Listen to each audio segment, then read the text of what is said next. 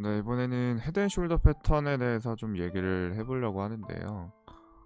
먼저 짚고 넘어가야 될 게 당연히 파동이 먼저입니다. 파동이 당연히 1순위고 그 다음에 이제 헤드앤숄더를 보는 건데, 그럼 파동을 이미 아시는 분들은 그럼 뭐하러 이걸 보냐라고 할 수 있는데, 그 왜 봐야 되는지를 좀 제가 말씀을 드릴게요. 일단은 헤드앤숄더 패턴이 생기는 이유가 당연히 떨어지고 고점을 만들고 떨어졌다가 반등 나오고 떨어지거든요. 항상 그렇죠. N자 형태로 ABC 형태로 빠지기 때문에 무조건 일자로 빠지는 거는 뭐 루나 같은 코인 제외하고는 고점 만들고 빠지면 당연히 이렇게 헤드앤숄더 모양이 만들어지게 돼요. 근데 이 헤드앤숄더 패턴 뭐 네이버나 구글링 해보면은 나오는 가이던스들이 뭐가 있냐면, 헤드앤숄더가 이렇게 어깨 머리 어깨로 나오면 여기서 매도를 하라고 나오거든요. 여기서 매도를 하라고 나와요. 그럼 어떻게 되냐면, 이게 ABC면은요, 이게 ABC가 여기서 끝나고 올라갈 수도 있어요. 그 말은 뭐다? 이 앞에 있는 파동을 보는 게 먼저다. 그죠? 이 넥라인 돌파할 때 매도라고 나오고, 그 역헤드앤 숄더도 있겠죠. 거꾸로 뒤집어 놓은 형태죠.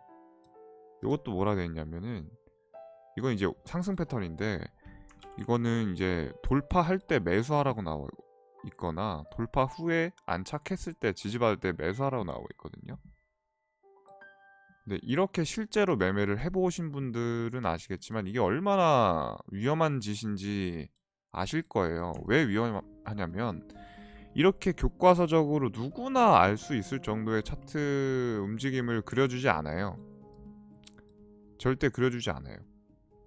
예를 들면은 일단 실제 차트를 볼게요. 이건 비트코인 5분봉 차트고, 이때도 보시면 파동이 이렇게 나오고 앞선 파동이 나오고 고점을 만들죠. 만드는 형태에서 매물대를 쌓고 물량을 정리하는 패턴이 나오고 헤드앤숄더가 나오는데, 헤드앤숄더는 팔아야지가 아니라 이 넥라인 먼저 파동을 보고, 이 우리가 선물 거래하면서 이제 써먹을 수 있는 거는, 중요한 건 이제 넥라인이거든요. 왼쪽 어깨, 머리, 어깨. 그래서 왼쪽 어깨와 머리로 만들어진 트렌드 라인이, 이 넥라인이 얼마나 중요한지 아실 텐데, 이게 무조건 넘어졌다고 해서 추격 매도를 하게 되면 어떻게 됩니까? 이 반등을 고지고대로 쳐맞겠죠. 여기서 숏 포지션을 들어갔다고 치면은 이 반등의 고배율이면 청산이 나갔을 것이고, 고배율이 아니더라도 뭐 손절이 나갔을 수도 있고, 아니면 상당히 고통스럽겠죠.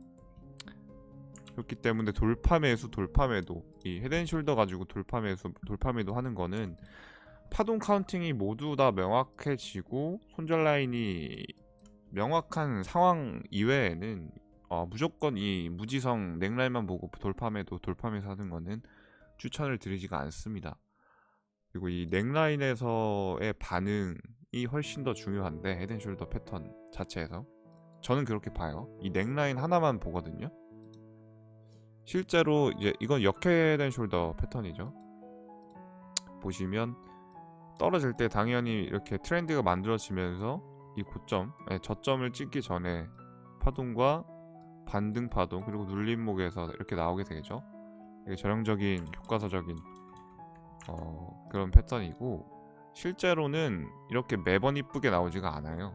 큰 스케일이든 작은 스케일이든 보시면 이게 69K죠. 비트코인 역사상 최고점을 찍고 내려올 때 만들어진 파동인데, 자 여기 보시면 이런 식으로 트렌드가 있잖아요.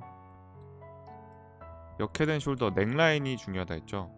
어깨와 머리로 인해서 넥라인이 이렇게 만들어지죠. 보시면 이렇게 만들어지죠. 근데 보시면 어떡해요? 어때요? 돌파했을 때 매수하면 거기가 꼭대기였거든요. 그러니까 이것과 이게 페이크인지 트랩인지 아닌지를 좀 분간할 수 있는 법을 좀 말씀을 드리려고 해요. 뭐냐면, 일단 파동을 먼저 보는 건데, 그렇지 않고 이 지표만 보고도 알 수 있는 게, 보시면 당연히 헤드앤숄더는 상승했다가 빠지면 그게 헤드앤숄더거든요. 그러니까 팔이 있어야 된다는 소리예요. 이게 어깨, 머리, 어깨잖아요. 어깨, 머리, 어깨.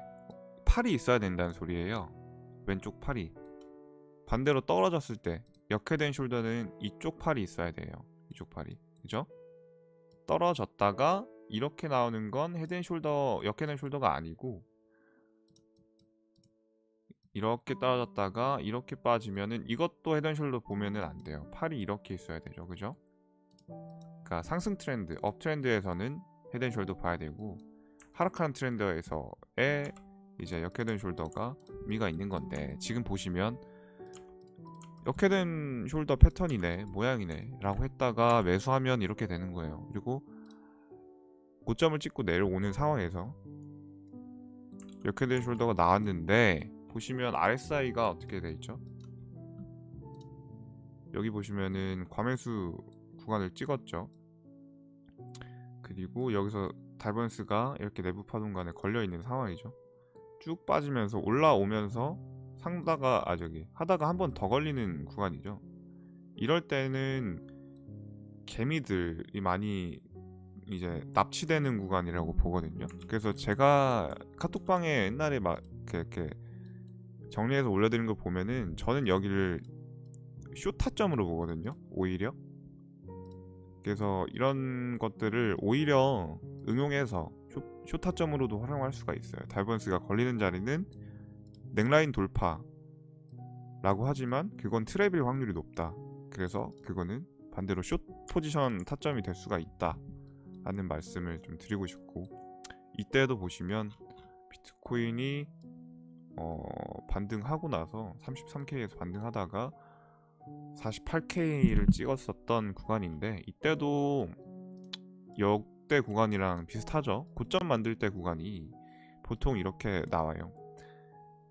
역헤드 앤 숄더는 이제 하락 트렌드에서 나와야 되는데 업 트렌드에서 거꾸로 나왔죠. 이거는 그러니까 패턴이 아니라는 거예요.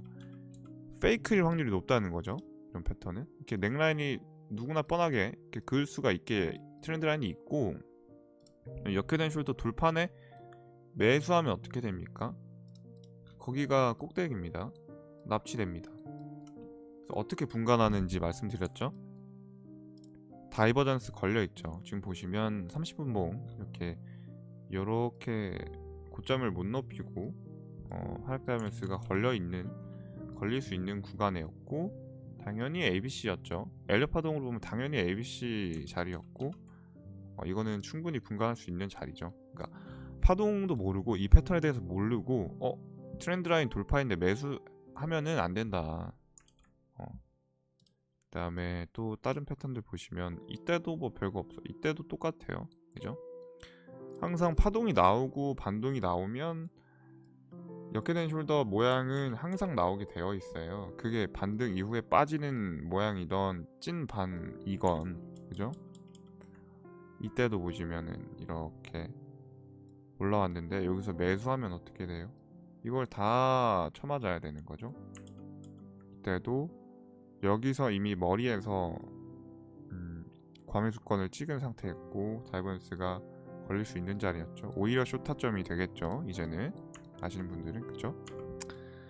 그래서 저는 이제 이 넥라인 가지고 어떻게 써먹냐 말씀드리면, 지금 말씀드렸던 이런 응용법, 역으로 숏을 치는 다이버넌스 걸릴 구간에서 오히려 숏을 치는 트레이딩을 하거나, 이때 보시면 제가 큐맥스 대회 1등 했을 때 그때 트레이딩 했던 자리인데, 이렇게 누가 봐도 뻔하게 헤드 앤 숄더가 넥라인이 있죠. 그럼 넥라인을 그어요.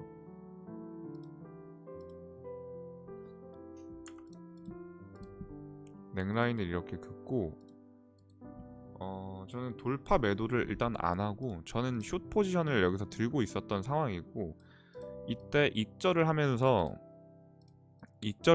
보고 있었어요. 익절을 하면서 시장을 보고 있었는데, 여기서 어떻게 매매를 했냐, 이 넥라인을 어떻게 활용을 했냐를 보면은 이 자리에서 숏을 쳤거든요. 제가 이런 트레이딩을 좋아해요. 왜냐면 이 넥라인이 뚫리게 되면은 반드시 리테스트가 거의 80% 이상 오거든요. 반드시 반드시 이렇게 조그맣게 리테스트가 와요. 그러면 이게 살짝 빠지고 올라가던 쭉 빠지건 먹는 구간이 분명히 생기거든요. 그래서 여기서 숏포지션 하고 여기서 절반 이상 익자를 날렸었던 기억이 있어요. 그것도 지난 방송 보시면 나올 거예요. 아마 카톡방에서도 말씀드렸었고, 그죠? 그리고 이때도 보시면 이때도 이렇게 헤드앤숄더 모양이 있잖아요. 이때 매도 했어도 좋겠죠. 근데 전 돌파 매도를 안 해요. 일단은 넥라인 가지고, 그죠? 거의 잘 안 하고, 이때도 어떻게 매도를 했었냐면 이때도 똑같이 트레이딩을 했어요. 고점 부근에서 숏을 치고 익절을 하면서 내려오다가 익절 분할로 익절을 하면서 내려오다가 여기서 롱 스위칭을 했었어요. 이 헤드앤숄더 가지고 얘기하면은 여기서 롱 포지션을 들어가는 게 말이 안 되겠죠. 왜? 헤드앤숄더 패턴이 완성되면 헤드 크기만큼 빠진다라고 하잖아요, 다들. 근데 그거는 말이 안 되는 게, 이 파동이 나오고 되돌림 구간에서 어떤 조정 파동이 나올지 아무도 모르거든요.